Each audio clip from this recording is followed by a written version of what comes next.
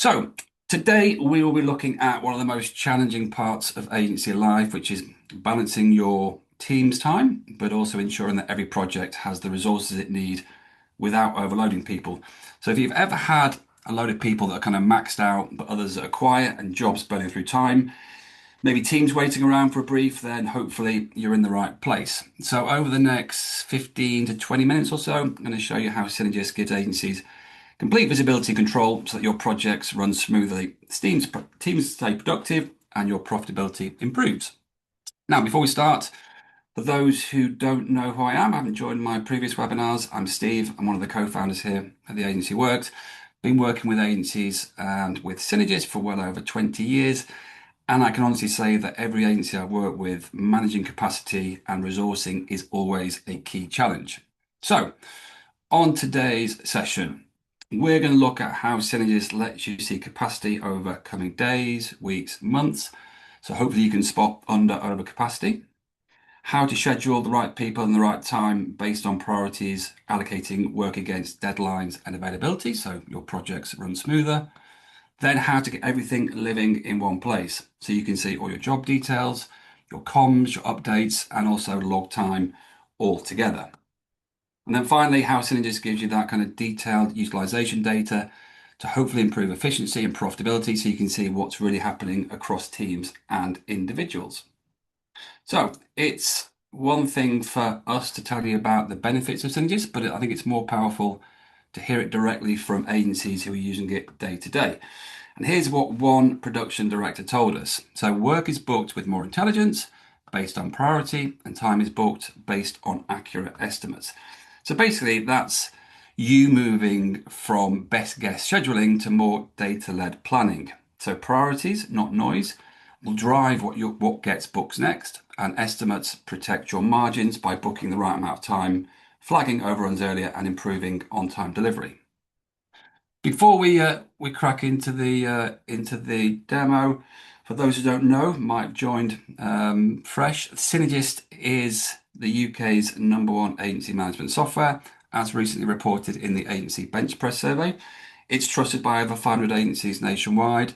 It's highly configurable, so whether you're running a creative agency, digital marketing team, PR, or any type of professional service business, it can be tailored to fit the way that you work. So, why do so many agencies choose Synergist? Well, you might recognize this picture.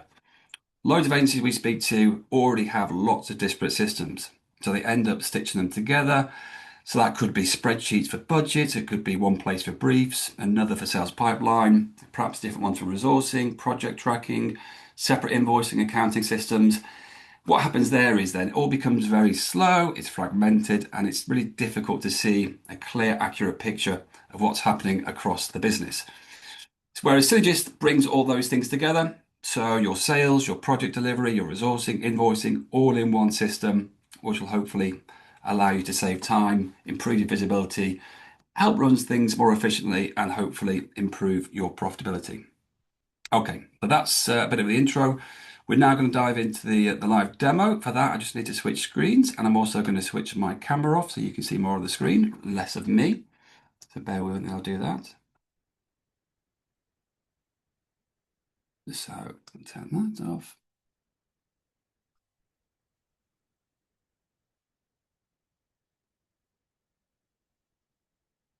Okay. Hopefully now you can all see my Synergist screen. Now, for those of you who may know Synergist, you might recognize the screen, but I'm going to start, which might seem strange, on the estimate page. Because for me, the estimate page in Synergist is where your resourcing really begins. So this isn't just a kind of a page that allows you to do your internal pricing. It's almost your kind of demand plan that drives your capacity forecasting. But also because the estimate can be broken down into these phases, you can see these purple bits here, then it becomes really useful and it lets you spread the effort across the life cycle of the job. So rather than saying, for example, in this job here, I think this job will take 206 hours, then we can start to break it down and say, well, actually, to do phase one, creative conceptualization, I think we'll need 162 hours, 15 hours to do project direction, and 29 to do content direction. So it makes capacity planning far more accurate. But also within each of the phases, you'll notice these different roles as well. So strategist, senior developer, copy, designer, whatever you have in your agency. So these hours are what Synergist uses to forecast the load on each team. Because the key thing here is, even before we get to allocate a single hour into anybody's calendar, which we'll do in a second, this estimate already gives us a longer term capacity forecast. And if we were to schedule this across a timeline, so if I just snip into our Gantt charts, then Synergist can show us that, potentially we'll need a load of design time towards the end of Q1, even if we haven't decided exactly which designer is going to do it yet. And then if you want to go even more granular, then we can start to estimate at task level. So I go back to my estimate and switch to show some deliverables. So now we can start to spread not only just time across the phase, but also by the individual deliverable, which is great for more complex or longer term projects where you need perhaps more control. Now, the reason this matters for resourcing is because once the estimate exists, not only can you do your capacity forecasting, but also your resourcing team can draw down from it. So the resourcing team can look and say, well, I know we've sold 40 hours of design, we've booked 18, I've got 22 remaining. So that one view prevents overbooking, underbooking, and hopefully takes away a lot of the guesswork. So that's why I wanted to start on the estimate. It gives us structure, it drives longer term capacity forecast, and it creates the pool of time that your resourcing team will allocate from. Now, before we jump into the work allocation, I just want to show you the task section and using the Kanban board. Now, the reason I'm showing you this in a resourcing capacity webinar is that the Kanban is ideal for work that isn't scheduled in the traditional way. So where you don't yet know exactly who will pick it up or when it will be completed. So it's a great way for teams to manage flow and visibility without needing to kind of book out calendars up front. It becomes particularly useful for ad hoc work requests. So those last minute client changes, maybe the urgent amends, quick turnarounds, basically things that haven't necessarily been estimated because we know full well that things change. And while we're here, just a quick note on this, for when we do things like briefings or managing comms, Synergist allows us to have attachments. So those attachments could be briefing documents, wireframes, files, links, decks. They can all be added directly to the job in the attachment section or directly to the task itself. So in here, I have a ticket on the Kanban board, which is a studio request for a designer. I can identify how many hours I'll require, maybe a preferred resource, then that will be sent through to our resource booking, which we'll look at in a second. Okay, so when it comes to resource booking, this is the kind of drag drop resource calendar. This is where you can quickly allocate work, but also balance your workload, basically see who's doing what and when, and that could be by project, by team, by individual. So the screen is split into two. Bottom half of the screen are the two things that we've just touched on. This allows me to see each of the individual estimates that we just raised. So I can see, and I can filter this. This is showing me everything, but I can filter by client, by job. And I can see exactly what the job is, description, maybe the task. I can see the required type of role. But more importantly, I can see how many hours we've sold, how many hours are booked, and therefore how many hours are left to book. So it might be that we don't give all the time to one person, but we have to kind of, distribute it across members of the team. Work requests is what's been driven from those tickets that are on the Kanban board. So you can see here that we can do work allocation based on traditional, what's been estimated, what's been sold, but also on what's been requested. And to do that, we simply take a booking and we can drag it into somebody's calendar. So it's a real simple drag drop. And at the bottom, you'll notice there, because we've dragged it in, the estimated and booked are now showing 2 hours, which leaves us nothing remaining. In terms of the top half of the screen, this is where you have your different teams set up. So again, I can filter by team, by individual. So if I look at my design team, I can see what people are working on. I can hover over bookings and it will give me a little breakdown of kind of what who the client is, what the job is, what the task is. The different colors can mean different things depending on how you set your system up. And we also support This idea of these stripy bookings are kind of draft tentative bookings for where you want to reserve resource without having something concrete. Option at the top for batch updating. So again, this allows me to filter the calendar to look at just individual clients, individual jobs, and if I need to, I can move bookings. So it's a real quick way of collectively finding a lot of bookings and shifting them without having to do them individually. So that's fine in terms of giving me a summary view of what people are working on. But what I might want to see more of is a kind of a capacity view. So we move from our booking view to our loading view. So this is the same data, but it's just been flipped to give me more of a kind of summary capacity view. We work in a kind of format of a traffic light scenario. So you've got green, amber, red. Green means we've got availability. Amber means somebody's fully booked. Red means there's more work booked than our hours in that period. Now, when somebody appears to be fully booked will be determined on by what you've set their target chargeable rate or percentage to be in the background. So you may have a junior designer where you expect them to be 65% utilized. So actually, when they get 6 hours allocated, they go fully booked. Whereas you may have a creative director who actually has a lower utilization target. So actually, they go fully booked when they get to kind of more like 3, 4 hours. So that shows me a kind of very neat way of seeing where we've got capacity issues, but I might want to look at that in a longer period. So actually show me over the next kind of 4 weeks. So this becomes useful for not only the trafficking team, but also the rest of the agency. And again, you can restrict access in terms of what people can do. But if I'm able to see when I'm speaking to clients or prospects that we have capacity issues within certain teams in coming weeks, then hopefully that will help me manage expectations. You can also see as well these grey bookings, that signifies out of office. Now that could be for a medical appointment, typically it's for holidays, so you can expect, obviously, moving up to Christmas, we have a lot of people away, which in turn will reduce their capacity or their availability, which will then impact on the reports we look at later on. So a real nice, easy way of doing resource booking, but again, it's driven by what's in the system and typically driven by what's been estimated. Okay. Now, once you've done that work allocation, each member of the team will have their own access to their own calendar. So this is what we call my calendar. So as a designer, I can go in and see exactly what work's been allocated to me, maybe today, maybe next week, this month, whatever it might be. So not only does it show me what's been allocated, but if I click on the booking, so it's a 10th today, then that booking appears here and it gives me a little bit more detail about what's been allocated. It also allows me a very quick shortcut through to drill into the client record card, to drill into the job, to drill into the phase. So if I need more detail, I can have a shortcut. I don't have to come out of this to go in to find information elsewhere. I can also provide feedback on this. So whether there's an issue with the task that needs more time or it's been stalled, then again, that will send an alert to the traffic manager or the account manager. And those attachments that we looked at previously are also passed across. So anything that's relevant for your designer to do their job can be passed over. Again, I'm not leaving this to go and find that information in a SharePoint folder. It is just shared to me in this environment. For me, though,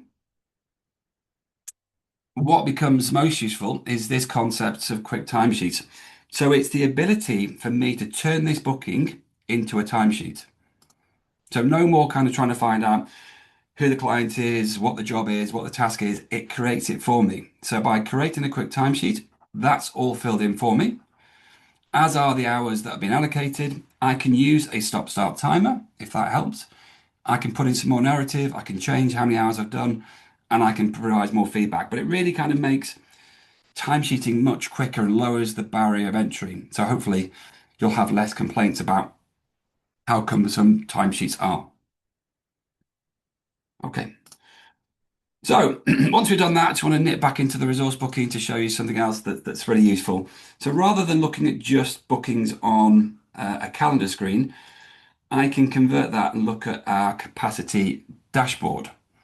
So this is where, excuse me, this is where all of those bookings that you've seen on the calendar are turned into kind of more usable insights. So instead of just seeing blocks on a calendar, you can also see the bookings as raw data maybe by day, by week, by month, but it's also broken down by team and individual. So that means you can quickly answer questions like, well, how much work has the studio got booked in next week? Where are the gaps? Where are the pinch points?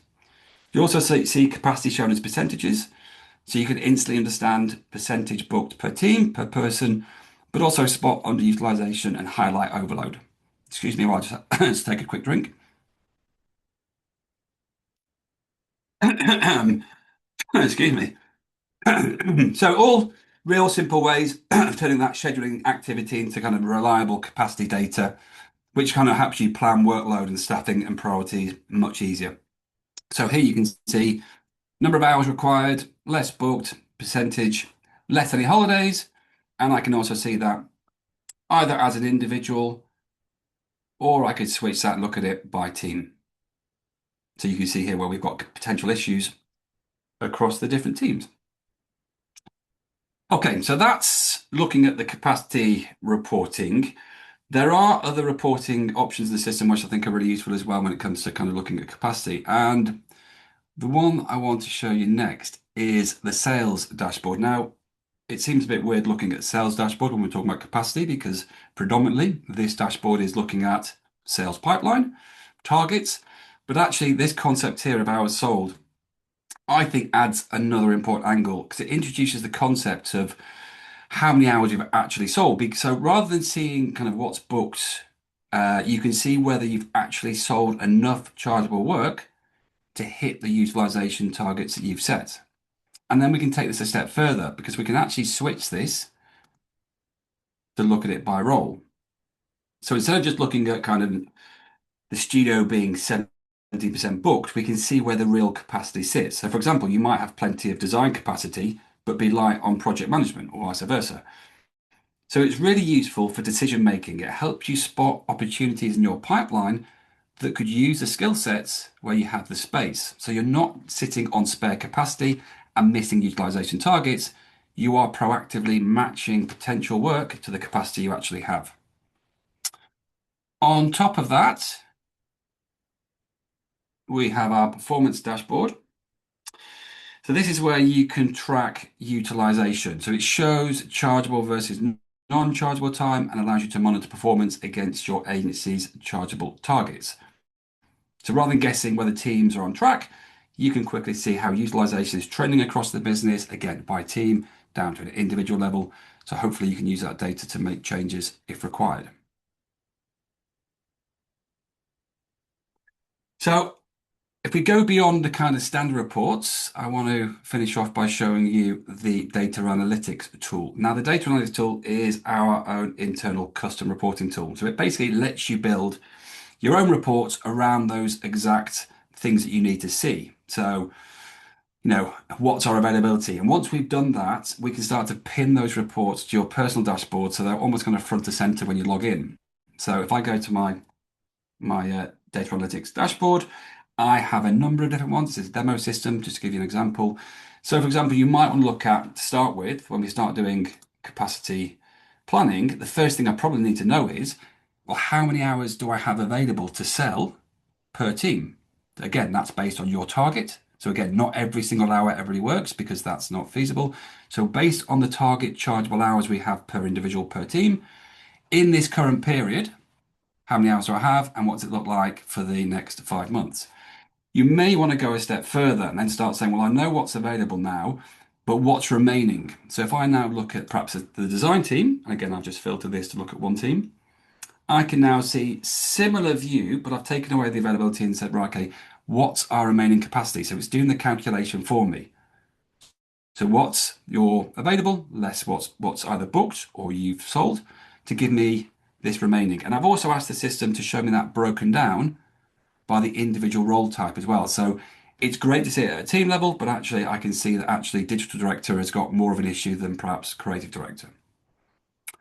If you want to go a step further, then I might also incorporate what's in my pipeline. So we see a lot of agencies looking at kind of, what's my availability based on what we've sold, but we also need to factor in what's also kind of likely to come in as well to give us an idea of if there's going to be an issue in the future. So in this report, it's taken the available hours in the design team. it's shown me the number of hours on our live jobs, so the jobs that we've promoted and we've won, which gives me remaining hours and a percentage of remaining hours. If, though, I include those opportunities that are in my pipeline that have a high weighting that we're going to win them, and in my case it's 75% and up, then that will require X amount of hours.